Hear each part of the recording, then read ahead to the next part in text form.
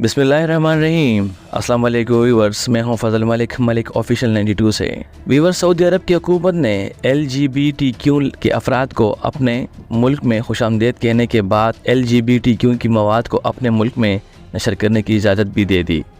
Netflix के platform पर बनने वाले हमजिन्स परस्ती पर बनने वाली फ़िल्म और सीरीज़ को बड़े सिनेमा हॉल्स में दिखाया जाएगा। लेकिन सवाल यह है कि आखिर सऊदी अरब में इस्लामी हुकूमत होते हुए LGBTQ की मवाद को नशर करने की इजाज़त क्यों दी गई? इसके पीछे मोहम्मद बिन सलमान के क्या ज़ाती मफाद हैं? LGBTQ कम्युनिटी का मकसद क्या है और मुस्लिम ममालिक में क्यों दाखिल होना चाहते हैं? ये सब जानने के लिए इस मालूमाती वीडियो को आखिर तक ज़रूर देखिए। नाज़रीन निगरानी, हाल ही में यह खबर सामने आई है कि मुसलमानों की मुक़द्दस सरज़मीन सऊदी अरब ने नेटफ्लिक्स के हित्ते में शोज़, फिल्मों और TV शोज़ समेत LGBTQ के मवाद नशर करने की इजाज़त भी दे दी। इस पर कई लोग हैरान और परेशान हो गए थे। नेटफ्लिक्स एक तफरीही प्लेटफॉर्म है जो दुनिया भर के लोगों के तरजीहात इनको मवाद फराहम करता है। नेटफ्लिक्स के तमाम शोज़ और फिल्में हर इलाके में दस्तयाब नहीं होते। इसकी वजह यह है कि नेटफ्लिक्स के शोज़ और फिल्मों के लिए कुछ हदूद हैं और हर इलाके में कुछ कवानीन हैं। इसी तरह सऊदी अरब में ऐसी शोज़ पर सख्त पाबंदी थी जो किसी भी LGBTQ की थीम पर मुश्तमिल हो, मगर अब खबरें ये हैं कि पाबंदी ख़त्म कर दी गई है। CNN पर एक इंटरव्यू नेटफ्लिक्स के चीफ एग्जीक्यूटिव ने कहा है कि सऊदी अरब ने मोहम्मद बिन सलमान के हुक्म पर LGBTQ की शोज़ को नशर करने की इजाज़त दे दी है। मोहम्मद बिन सलमान ने इजाज़त इसलिए दी ताकि नेटफ्लिक्स से मोहम्मद बिन सलमान के खिलाफ बनने वाले किसी भी किस्म के मवाद को हटा दिया जाए। इन शोज़ में खुलेआम ऐसे किरदार दिखाए जाते हैं और इन मौजू पर गुफ्तगी की जाती है जिसे इस्लामी ज़ाब्तों में हराम समझा जाता है। इन शोज़ में ऐसे खुलेआम किरदार दिखाए जाते हैं और उन मौजू पर गुफ्तगू की जाती है जिसे इस्लामी ज़ाब्तों से हराम समझा जाता है।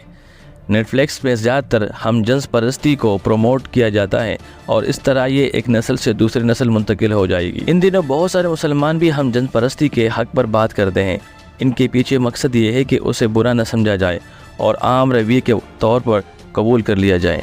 कि बेहयाई के बारे में अल्लाह ताला ने कुरान पाक में फरमाया है, याद रखो जो लोग ये चाहते हैं कि ईमान वालों में बेहयाई फैले उनके लिए दुनिया और आखिरत में दर्दनाक अज़ाब है और अल्लाह जानता है तुम नहीं जानते। सूरह नूर आयत नंबर 19। इस्लाम ने हमेशा इन अच्छी चीज़ों की हौसला अफजाई की है जो वाकई में फ़ायदेमंद हैं। कुरान पाक में अल्लाह ताला ने हमजिन्स परस्ती को इंसान के फितरत के खिलाफ और गैर मुनसिफाना करार दिया है।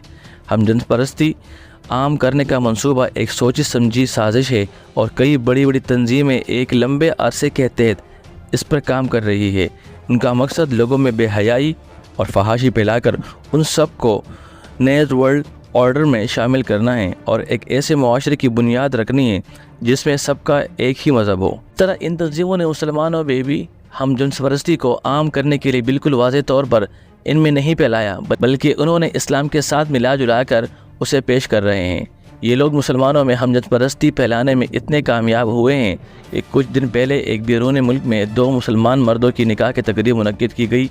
उस पर कई लोगों ने सवाल उठाए, लेकिन इन लोगों ने उस पर भी खुशी का इजहार किया कि अब मुसलमान भी आज़ादी के साथ हमजिन्स परस्ती का तयन करके किसी भी जिन्स के साथ शादी कर सकते हैं। नाउज़ुबिल्लाह। दोस्तों, ये सब मगरबी ममालिक से शुरू हुआ, लेकिन अब ये वहाँ तक महदूद नहीं है। पाकिस्तान में होने वाले औरत मार्च के ज़रिए पहले डके छुपे तरीके से और अब खुलेआम तौर पर जिन्स परस्ती को फ़रोग़ दिया जा रहा है।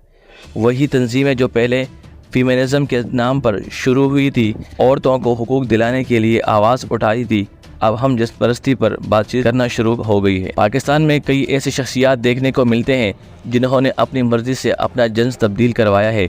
ये सब कुछ ट्रांसजेंडर एक्ट की मंजूरी के साथ शुरू हुआ। इसके ज़रिए ख्वाजा सराओं का नाम लेकर बेहयाई का दरवाज़ा खोला गया।